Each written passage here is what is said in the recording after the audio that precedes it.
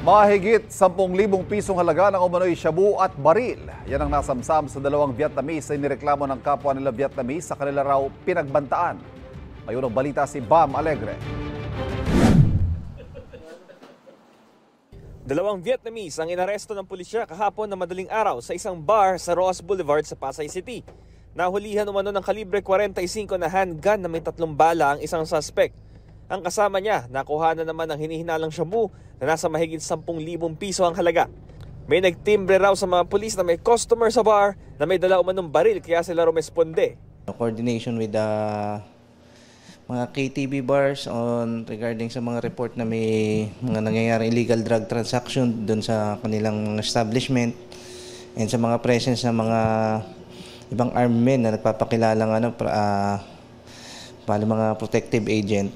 Bali sir, acting on that sir na sumbong sa amin, nag-conduct kami ng sir na follow up sir, na doon namin nakita tong dalawang individual na yung isa sir si alias Ban na visible yung baril sa kanyang bewang.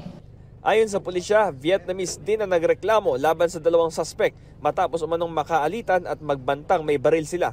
Bali sir, mga less than a year pa lang daw sila dito sa Pilipinas and mga suspected Pogo employee sila. Na-outnumber naman namin sila and unang-una siyempre nagpakilala kagad kami pulis. Hindi raw nakakaintindi ng Tagalog o English ang mga suspect kaya hindi sila makapagbigay ng pahayag. Nasa kustodiya na sila ng Pasay City Police Headquarters para sa documentation at inquest proceedings para sa illegal possession of firearms at paglabag sa Comprehensive Dangerous Drugs Act of 2002. Iniimbestigahan din ng pulisya kung bakit sila nasa Pilipinas. Ito ang unang balita, Bam Alegre para sa GMA Integrated News. Kapuso, para laging una ka sa mga balita, bisitahin at mag-subscribe sa GMA Integrated News sa YouTube. Sa mga kapuso abroad, samahan nyo kami sa GMA Pinoy TV at sa www.gmanews.tv.